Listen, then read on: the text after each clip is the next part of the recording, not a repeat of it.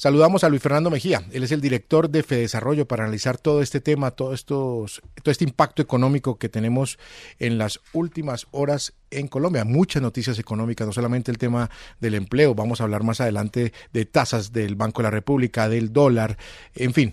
Bienvenido, doctor Mejía, a RCN Mundo, buen día. Hola, muy buenos días. Gracias por la invitación. Saludo muy especial para ustedes y para todos los oyentes. Las cifras son positivas en mayo en el tema de la recuperación de empleo. Hay un repunte y señala el DANE más de 2 millones de personas ocupadas. Sí, esto ayuda muchísimo. Inclusive destacamos lo que ha dicho el presidente Iván Duque en las últimas horas, donde dice que el país, o mejor, el repunte de mayo evidencia que se recuperaron la totalidad de empleos que se perdieron durante los meses de pandemia. ¿Cómo puede analizar usted esto, doctor Mejía? Pues mire, yo creo que es una noticia positiva, Jesús, porque naturalmente implica que por fin el país está retomando los niveles de empleo prepandemia. La tasa de desempleo desestacionalizada, es decir, la que le quita los efectos calendario a la cifra que publicó el DANE, fue el 10,6% para el mes de mayo, inferior a todo lo que hemos visto a lo largo de este año, y ya muy cercano al desempleo que teníamos prepandemia, 10,4%. Sin embargo, dicho lo anterior, preocupa por supuesto los niveles de desempleo que continúan siendo muy altos, porque no podemos conformarnos como país con retornar a un nivel de desempleo que ya era alto. Recordemos que en el 2019 hubo una discusión muy profunda sobre la razón por la cual el desempleo continuaba al alza, a pesar de las cifras de recuperación económica que se estaban dando en ese momento, antes de la pandemia. Cuando usted mira la comparación con América Latina, Colombia de lejos es el país de la región que tiene la tasa de desempleo más alta. Y eso, por supuesto, nos debe obviamente llamar a volver a poner sobre la mesa la importancia de discutir reformas en el mercado laboral. Creo que no es viable que Colombia continúe teniendo tasas de desempleo estructurales del 10%, y eso sin mencionar el otro gran problema que tiene nuestro mercado laboral, y es que tenemos un mercado altamente informal que supera el 60% en el total nacional. 6 de cada 10 ocupados en Colombia son informales. Así que los dos lados, digamos, de la moneda, muy positivo que estemos ya por fin recuperando los niveles pre-pandemia, pero no podemos ser conformistas y tenemos que, como país, hacer reformas para acelerar aún más la generación de empleo y esperar que, pues, ojalá podamos hablar de cifras de desempleo cercanas al 4 o 5% como ocurre en otros países. De acuerdo, doctor Luis Fernando, no nos podemos quedar simplemente con esto. Pero mire, en términos prácticos, ¿qué hace que una ciudad, por ejemplo, como Bucaramanga, que en las últimas mediciones registra el mayor avance en la lucha contra el desempleo, el menor desempleo justamente, lo haga bien y otras ciudades de pronto estén rezagadas? ¿Cuál diría usted que puede ser la clave que explique que, insisto, ciudades como Bucaramanga vayan mejor en eso y otras estén todavía estancadas? Pues mire, eso en parte depende fundamentalmente de las condiciones iniciales. Obviamente el manejo de la pandemia es importante, cómo se han hecho los planes de choque desde el punto de vista sanitario, desde el punto de vista económico, la inversión a nivel local para aumentar la infraestructura, la construcción de obras civiles, que también es fundamental en la recuperación del empleo, todo eso importa. Pero también hay que decirlo, y en el caso de Bucaramanga es particularmente importante, que las condiciones iniciales son fundamentales. ¿Qué quiere decir esto? Que Bucaramanga y Santander son, pues, ciudades y departamentos que han tenido históricamente una altísima productividad laboral, una amplia diversificación industrial, que por supuesto es fundamental de nuevo para la generación de empleo. Y antes de la pandemia también Bucaramanga tenía una de las tasas de desempleo más bajas a nivel nacional. Así que no sorprende que esa ciudad sea una de las líderes en materia de recuperación del empleo, porque tiene una muy sólida base comercial, pero además una sólida base industrial que le permite justamente jalonar esas cifras de empleo en el nivel nacional. Doctor Mejía, escuchábamos el reporte de Olga Lucía Cotamo desde Cúcuta unos minutos antes de que lo saludáramos aquí al aire en RCN Mundo, y ese reporte daba cuenta que los gremios en la zona están tienen mucha expectativa por lo que podría ser la reapertura de la frontera y el impacto directo que puede tener en el tema del empleo.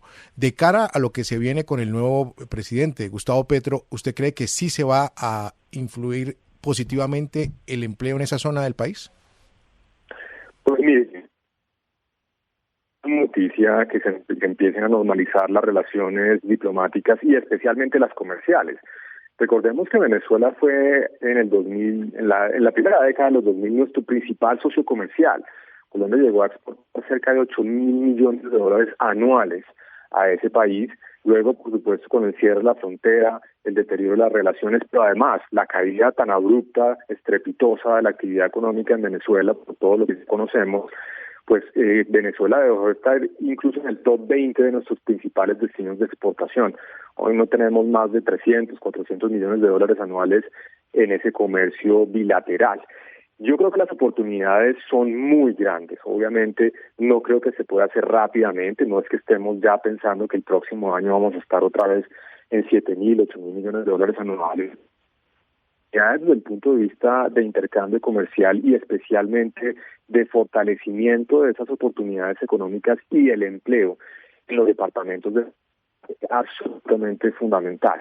Ojalá continúe ese fortalecimiento de las relaciones, ojalá continúe además la recuperación económica en Venezuela, porque en la medida en que esto pase, esto son buenas noticias para los productores en Colombia, los comerciantes en Colombia y especialmente para la generación de empleo de unos departamentos de frontera que han sufrido en exceso, por supuesto, por este efecto pues del cierre de las relaciones comerciales con ese país. Ya Jesús lo metió en el tema del nuevo gobierno con respecto a la frontera, pero en términos generales, usted decía, hay que hacer reformas para no quedarnos en estas cifras y, por ejemplo, cambiar la del mercado informal, que es de 1 de cada 10 colombianos, del 60% está en la informalidad. ¿Qué debe hacer entonces en la práctica el gobierno que llega para que estas cifras cambien y todo eso que usted dice que se requiere pues se aplique y se vea reflejado en los bolsillos de los colombianos? Pues mire, Carla, nosotros desde Fedesarrollo desde hace 6 meses venimos trabajando en una serie de programas sobre varias dimensiones de políticas públicas, un libro que hemos publicado, que aprovecho para contarle a los oyentes, lo pueden consultar en nuestra página quehacer.fedesarrollo.org.co. Y uno de los temas fundamentales ahí que la tiene de empleo, como mencionábamos antes. Colombia, desde antes de la pandemia, en el 2019, ya tenía cifras de desempleo por encima del 10%, que eran muy superiores a las que uno ve en países pares de la región. ¿Cuál es el tema de fondo? Nuestra regulación al mercado laboral. Nosotros tenemos una regulación pensada en un mercado laboral de hace 40 o 50 años, que ya no existe en el país, que conocen nuevas realidades económicas de esas relaciones laborales. Muchos jóvenes realmente en Colombia trabajan con varias empresas, trabajan al destajo, trabajan por horas, por días, y la regulación laboral está pensada para una relación que digamos era frecuente hace 30, 40 años y que ya prácticamente pues está disminuyendo su participación. Eso entonces requiere pensar en reformas justamente para ajustar las realidades del mercado laboral a la legislación. Y en ese sentido consideramos que uno de los elementos fundamentales del gobierno entrante tendrá que ser justamente la discusión de una reforma laboral que permita incentivar la generación de empleo y, por supuesto, especialmente la generación de empleo formal, porque no podemos estar contentos con un equilibrio en el cual más del 60% de las personas están por fuera del mercado laboral formal. Obviamente el tema tributario también va a ser importante por dos razones fundamentales, porque el tema fiscal es bastante difícil, habrá que aumentar el recaudo, pero también hay que darle una visión de competitividad, de cómo ese estatuto tributario se hace más simple, más para impulsar el crecimiento económico, que al final de cuentas es la fuente primordial de generación de empleo en el país. Doctor Mejía, le quiero preguntar ahora por el tema del Banco de la República, que ha elevado sus tasas de interés. Es la mayor alza en 24 años. Estamos hablando desde mayo de 1998. Y la pregunta iría para que el oyente de RCN Mundo entienda un poco, lo baje a su bolsillo, en qué se va a ver afectado esta alza de estos intereses, cómo le repercute al oyente que está en este momento en sintonía con RCN Mundo.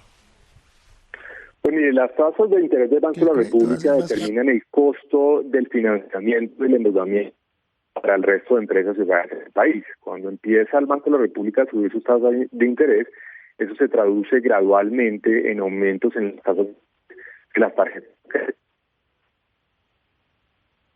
Sí, doctor Mejía. Bien, de los créditos, ¿sí? No, le habíamos perdido la señal unos segundos, pero ya lo tenemos de nuevo.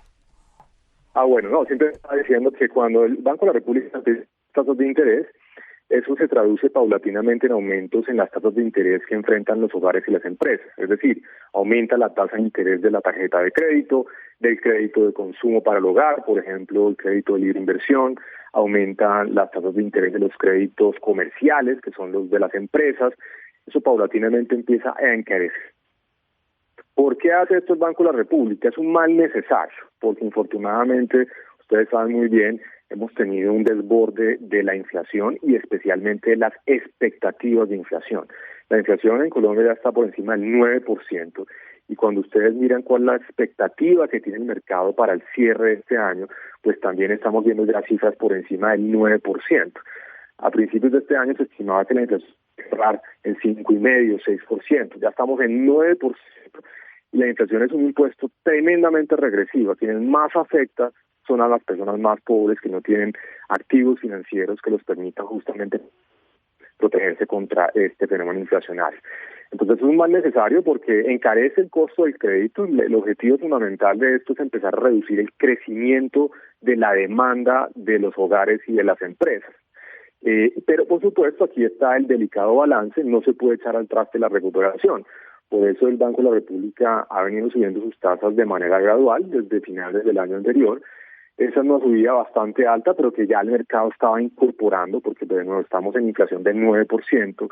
Una tasa de interés del Banco de la República en 7,5% implica que la tasa de interés real sigue siendo negativa, es decir, hay una postura monetaria que continúa estimulando a la economía.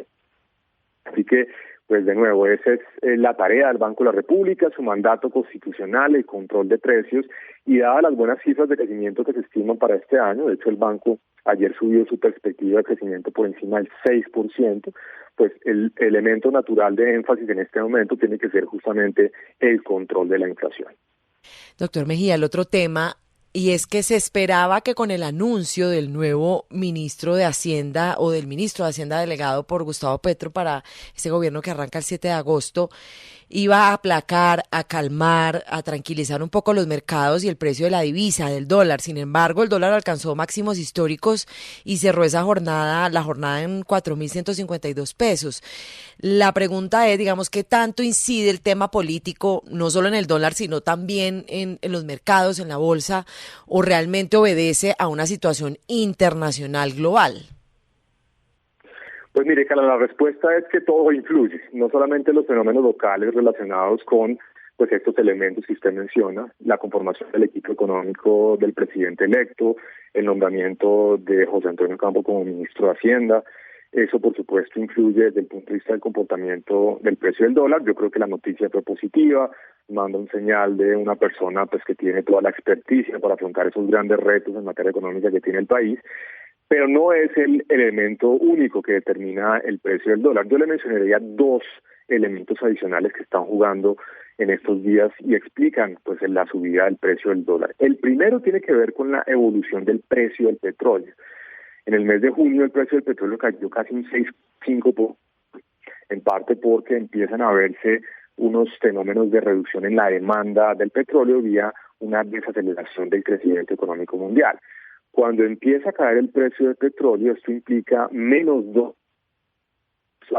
Recordemos que el petróleo explica cerca del 40% de nuestras exportaciones. En la medida en que entran menos dólares producto de esas ventas de divisas, pues indudablemente esto implica, por supuesto, un aumento del precio del dólar. Pero el otro elemento fundamental tiene que ver con lo que está pasando en materia de tasas de interés en Estados Unidos. Ya la Reserva Federal, que el Banco de la República en Estados Unidos, ha venido también subiendo sus tasas de interés por la misma razón por la cual lo ha hecho el Banco de la República en Colombia, para tratar de contener esas expectativas de inflación que pues están en máximos de más de 40 años en ese país. Cuando se empiezan a subir las tasas de interés, esto implica que los capitales van más rápido a Estados Unidos y por ende empiezan a reducirse en términos relativos los flujos de capital en las economías emergentes, incluyendo Colombia. Eso también implica, obviamente, un aumento del precio del dólar. Así que, naturalmente, es una buena señal lo que ha pasado, digamos, con la designación del doctor Ocampo como ministro de Hacienda, pero no es el único y determinante elemento para explicar el movimiento del precio del dólar. En la medida en que continúe la caída del precio del petróleo, que está pasando desde el mes de junio, y por otro lado, toda esta incertidumbre en términos de la inflación a nivel mundial, de estas expectativas de subidas de tasas de interés, y además un elemento que ha venido ya discutiéndose en las últimas semanas, y es la probabilidad de una recesión económica en Estados Unidos a partir del próximo año. Todo esto pues conduce a un fortalecimiento del dólar y por ende una depreciación de nuestra moneda. Cayó bien la designación del doctor José Antonio Ocampo como ministro de Hacienda, en los gremios también, así que ahí ya lo concluía usted, doctor Luis Fernando Mejía, director de FEDesarrollo. Gracias por estos minutos en RCN Mundo. A ustedes por la invitación, que tengan un feliz día.